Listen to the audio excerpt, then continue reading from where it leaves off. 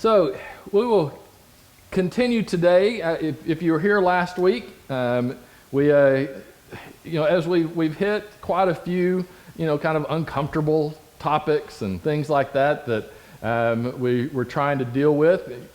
Coming from that perspective, that how we have been talking about, we are clearly in a heightened spiritual state where the spiritual battle, to me, is definitely heated up. and so we've been looking at some different strongholds. Strongholds both kind of from the enemy side. What are some of those strongholds that are being professed as truth that are not? And then also we've looked at different strongholds that we need to hold on to. So we kind of go back and forth in those. Last week, talked about the stronghold. And it really was a coincidence. I'm not that good of a planner for that sermon to come out in this month, which is Pride Month, but it worked out that way.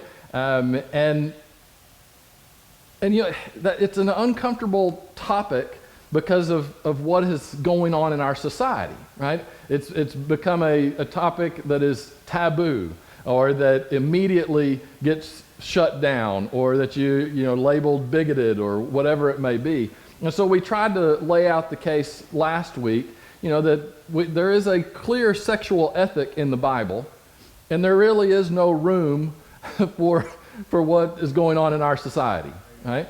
There's just not. Now, and I find myself this year, maybe I'm just more aware, or I feel like it has been heightened in our society this month. It's more prevalent now than it ever has been. It's nearly that Satan sees an opportunity, and it's like, okay, let's bring this to the next level.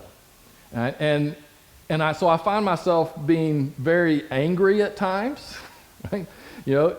And then heartbroken, because from a faith perspective, I believe that this is destroying people, that people are being lied to and convinced that certain lifestyles are just fine and have no consequence, and that if they just lean into that, then everything will be fine.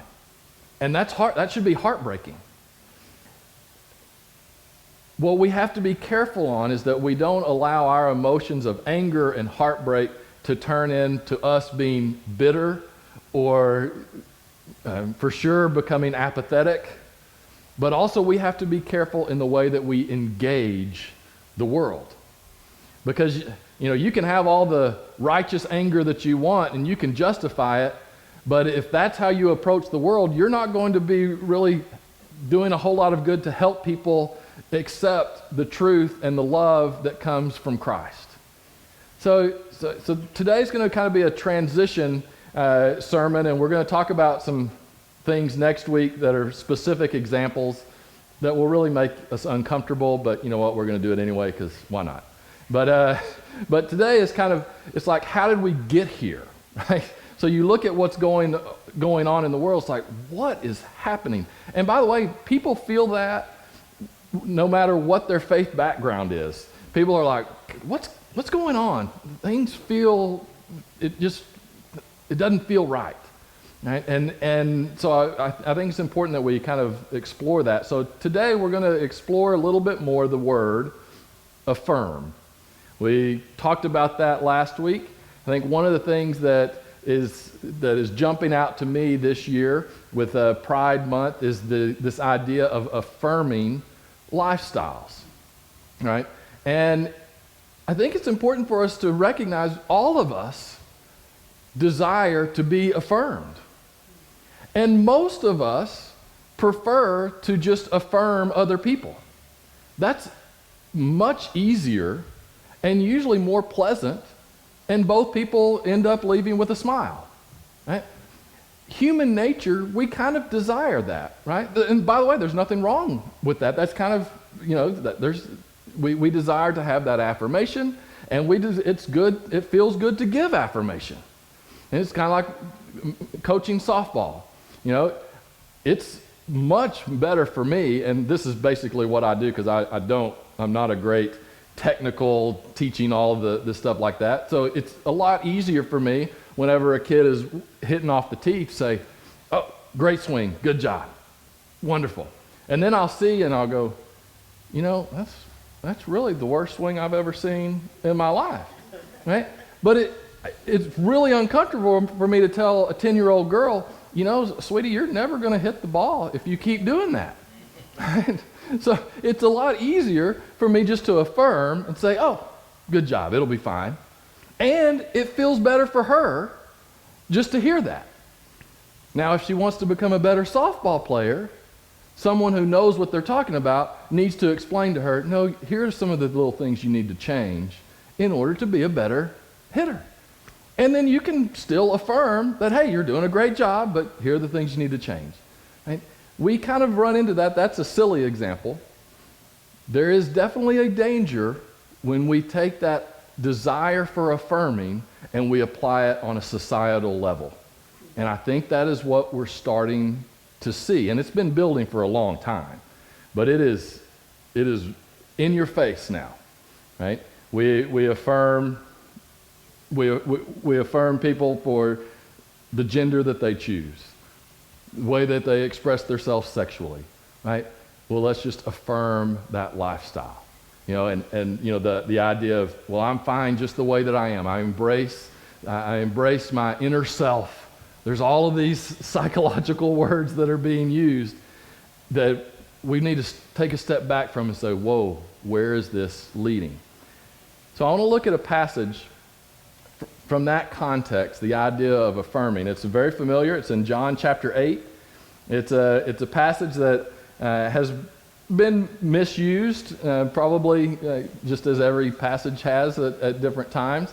But this is a very familiar one. This is when Jesus is with the woman, and she is going to be stoned, and all the religious leaders are there, and Jesus basically rescues her, right? So we want to look at this and understand that all of us have a desire to be affirmed. But what does that look like biblically? All right, so before we get into it, just a quick history of leading up to this. This is kind of the point in John's gospel where the scene changes, right? Where Jesus goes from being a popular teacher and someone who the crowds are getting interested in to the religious leaders are like, we need to take this guy out, right? This is a very key transition point in the Gospel of John. So in John chapter 7, you have Jesus that he's speaking in the temple. The religious leaders have kind of sent some of their minions to go and listen, and they kind of want them to shut Jesus up. They just don't want to get their hands dirty. Right? So it's like, this guy's getting a little too popular. People are starting to, that scary word Messiah is starting to come out of people's mouths. So we need to go ahead and get this guy and, discredit him now. But they wanted their guys to do it. So they fail to do that. Kind of appears that they kind of liked maybe some of the things that Jesus was saying. And they come back and the religious leaders are like, why haven't you taken care of this? And you have this kind of interesting interaction with Nicodemus. Nicodemus is a fascinating character in the Bible. Remember, he's the one where Jesus quoted John 3:16 to him, or maybe Jesus made the statement, and then now we quote John 3:16. But I don't think Jesus said, "Let me tell you about John 3:16." But no, he was talking to Nicodemus at that time. So Nicodemus, he's that religious leader. He actually says, "Hey, let's watch this guy. He's from Galilee. What good can come from Galilee?"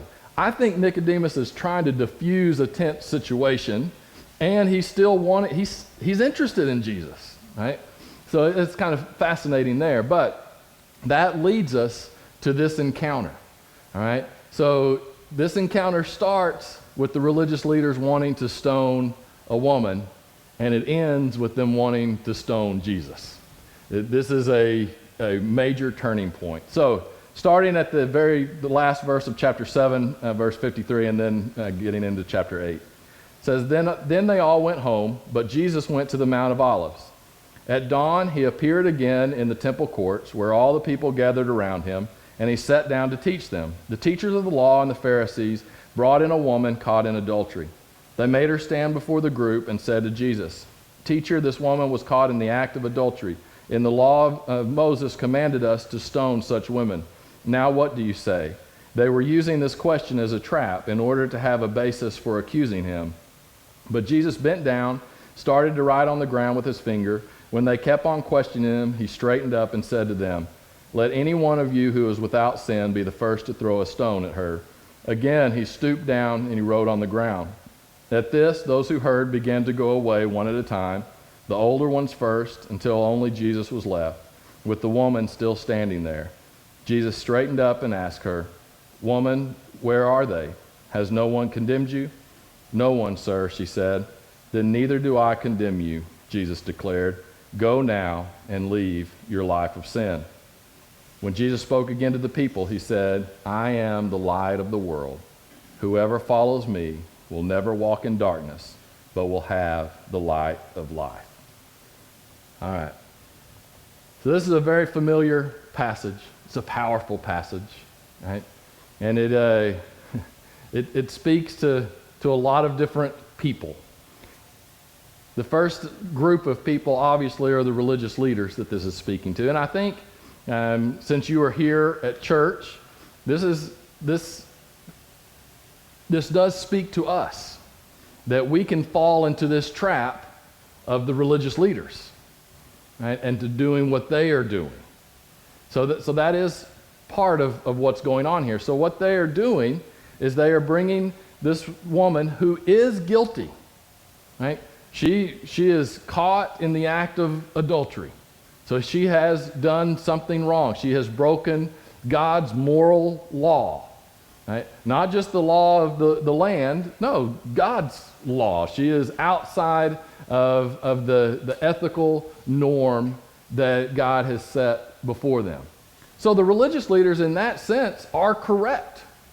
They are correct to be accusing her of adultery and holding her accountable. Now, they're going to the extreme punishment of holding her accountable. There's lots of questions here too. It's like, typically adultery, happens with another person. So where's the other guy, right? Why isn't he there as well? That's going on. Obviously, they are using this woman. They could care less. This is my feeling. They could care less that she was caught in adultery. They are just using this opportunity to get Jesus, right? They have no concern for her redemption. They have no concern about that she is just a tool to be used. And that's a vital lesson here. We've got to be very careful that we don't ever just see people as their sinfulness, and we certainly don't just use people as examples of sinfulness, right? Because people are God's creation. They are created in the image of God. So it's vital. They are using her in a very ungodly way. And at the same time, they are correct in that she is breaking God's law.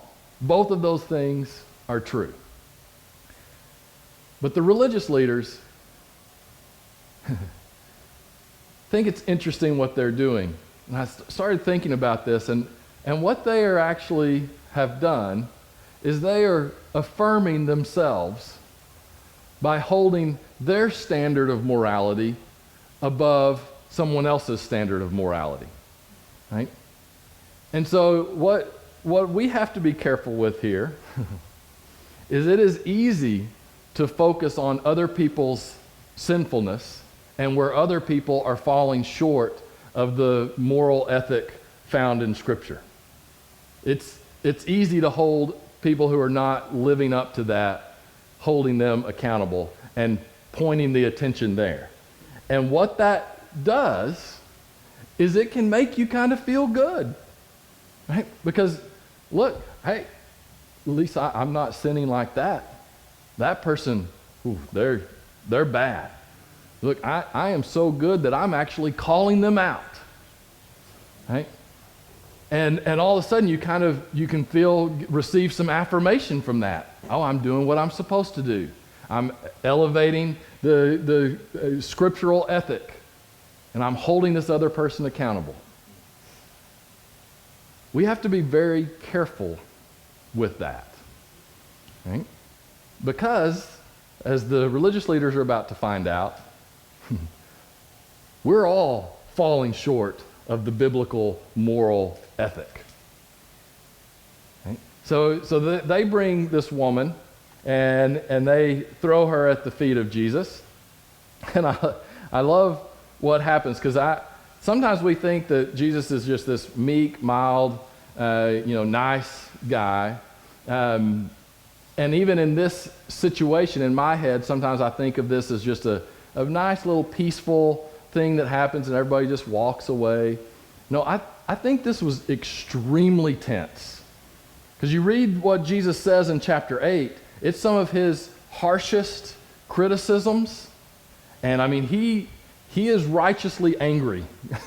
He's mad. He's mad at the religious leaders. He's mad at what they have done. Right? And they were ready, I believe they were ready to stone this woman. Right? And Jesus, he asked a simple question: who without sin can cast the first stone? Man, that's a big risk. Because what if they say, you know what? All right, I'll do it. We all can rationalize our sin. Right? But Jesus is doing something that we don't fully know. He's doing something that is catching the attention of the religious leaders.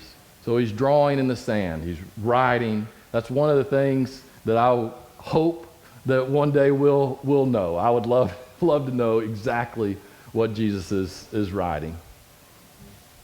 But whatever it is, and by the way, that was a common thing. They didn't have blackboards back then. Blackboard, man, that just kind of dated me, didn't it?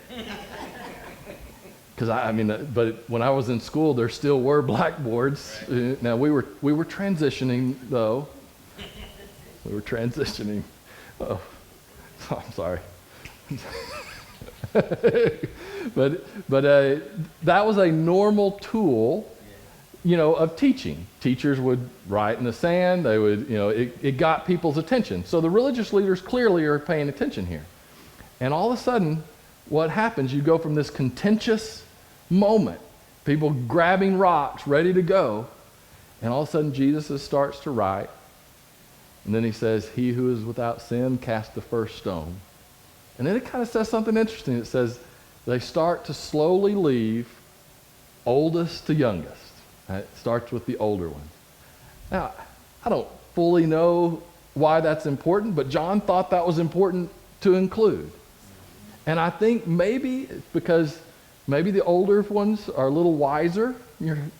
In theory, you're supposed to get a little bit wiser. Maybe Jesus was just writing down some sinful acts. And the older guys were like, "Oh, I know where this is going. I'm out." Right? It's like, I don't want him to get to my sin. Maybe Jesus started writing their name and a sin that they had committed. And they were like, "Oh, we better get out of here." I have no idea. I don't know what Jesus was writing. But it was hitting the religious leaders, and it was making it very clear to them, you have no moral leg to stand on. Not only are you sinful in the way you are treating this woman, but all of you deserve to be where this woman is. All of you have broken God's law. Right? And they start realizing that, and one by one, they leave. And then, so for us, there's a lesson there. We have to be very careful that we don't act like the religious leaders. That we don't just use people in their sinfulness to make ourselves feel better. Right? We have to be very careful of that. Now, this passage and the last part of this passage has been misused on the other side. And this is important to understand as well. So now you just have Jesus and this woman. Some say it may have been Mary Magdalene. We don't know. There's different theories and stuff like that. We don't know much. We know that she's there. All of a sudden, no one is there with rocks, and it's just Jesus.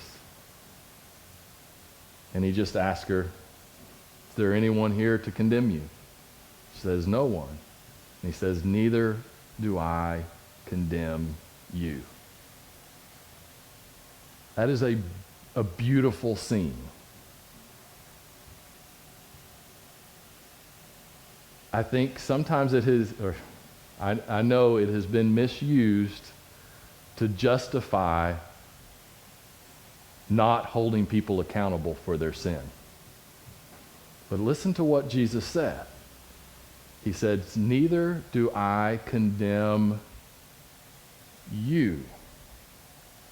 He doesn't say, I don't condemn your adultery.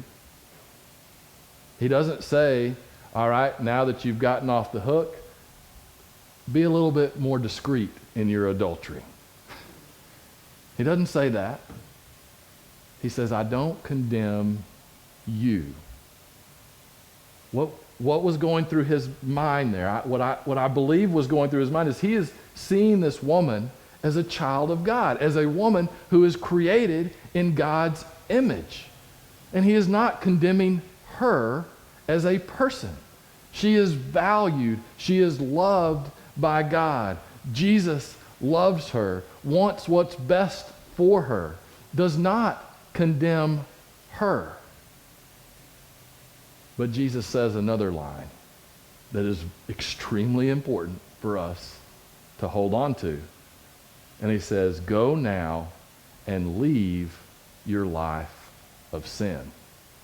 Jesus specifically does condemn the sin. He says, you need to stop it. You need to quit living that life of adultery. He is very clear about that. So, using our term of affirmation, Jesus affirms who she is in that she is created in the image of God. She is a child of God. He affirms her. He specifically does not affirm her lifestyle. He does not affirm what she has done. And we don't know how she responds. Right? That's up to her. But Jesus makes very clear that he loves her, but that he condemns a life of sin, and that he desires for us to leave a life of sin. And then in the next thing that he says is he says, I am the light of the world. Whoever follows me will never walk in darkness, but will have the light of life. See, I think what's happening in our society today is we have swung the other way, where it's a lot easier just to affirm not only the woman, but just affirm her lifestyle. It's a whole lot easier. It's not as messy. Right? Just affirm whatever you may feel, the way that you feel that day. I mean, we're seeing this specifically when it comes to gender and to sexual issues. But I mean, all of a sudden, within the last 4 years or so, it's okay to affirm children who say, you know what, I may not be a boy, maybe I'm a girl. Right? I mean, it's happening at rapid pace. And there's a case being made that the best way to handle that is to just affirm how they feel. That is extremely dangerous. If you take that to its logical end, what that means is that you just affirm people's lifestyles, whatever they choose their lifestyle to be. And what is interesting about this, and this again, this is kind of the hat tip to the satanic work that's going on out there, is that if everything is affirmed, then there is no darkness. You think that you're walking in light, but it's light that you have created, which is not light at all, right? And so now if you just continue to affirm and affirm and affirm, then it's like, okay, well, you know what? Everybody just do as they want. And everybody feels better about themselves. But that's not the truth. Jesus makes clear who is the light. It's not us. It's not our self-righteousness, right? Sometimes our self-righteousness makes us feel good. Like it's pretty easy for me to see some of the things that are going on and say, you know what? That is demonic, right? And I can feel kind of self-righteous on that. And I can say, you know what? I'm walking in the light. But you know what? You've got to be careful with that, because that self-righteousness, that can be light that you're creating for yourself. And on the other side is the same thing, is that, you know what? I'm just going to affirm whatever my lifestyle is. Whatever feels good, I'm going to do it. And so then all of a sudden you create a life that you feel like, oh, this is walking in light. But if it's light that you have created, it's actually darkness. And that's what Jesus is reminding us of. That light is only found in Him. The only affirmation that leads to walking in light is the affirmation that comes from Him, which is an affirmation that acknowledges the reality of sin and the need for us to change. The idea of affirmation and how it is so pervasive goes fully against the gospel message. The gospel message is not, hey, you're good where you are. You're doing great. The gospel message is, all of you are screwed up. All of you. It doesn't matter how long you've been going to church. It doesn't matter how righteous of a life that you live. And you may live a truly righteous life. But guess what? There's areas in there that you are falling short. The gospel message doesn't focus and say, you know what, you've got 50% of it. Actually, you're at 51%. You're good enough. No, the gospel message is, hey, all of us have fallen short, and we need to do better. It calls us to repent, to change our life, which inherent in that is that there is sinfulness. There are things that we don't need to participate in. And we live in a culture that hates that idea, which is why this is coming from a very dark place. Because if you affirm everything, there is no need for God. There is no need, and I believe that is the purpose of what's going on right now, is to convince us as a society, hey, if everything is permissible, then there really is no darkness. We're walking in light already, so why do we need this God that tells us that there's right and wrong? We're doing right as it is. And there are a lot of us, and all of us can fall into that trap. So we have to constantly be looking at ourselves. And we need to make sure that we do not allow what is becoming pervasive in society. And it's tough, right? But we cannot give in to that. We have to stand up for what is true. And it's tough now, because you can just give the basic message of what Jesus says, and you get called bigoted, you get called racist, you get called homophobic, all of those things. And sometimes people present that view in bigoted ways. And guess what? We can't do that either. But I just encourage you, do not get discouraged, right? Know that the victory is already won. Right? But also recognize there's a lot of darkness out there right now. And you're gonna be angry at times with that. But also know that there are a lot of people that are getting pulled into that darkness and being convinced that it's good. And we have to speak against that. We have to share the true message of the gospel. And it is a message that does divide. And it's a message that's uncomfortable. But it's a message that we have to live out in our lives. And God will give you the opportunity to share that message. We're at a different time. Culture is changing. And I don't know exactly where it's headed. Well, I know where it's headed. I don't exactly know if it's going to pull up or not. You know, I'm hoping the pilot's pulling back, right? But no matter what happens, we know the victory's ultimately already won. But we should care about people enough. We should care about that woman the way that Jesus cared about her.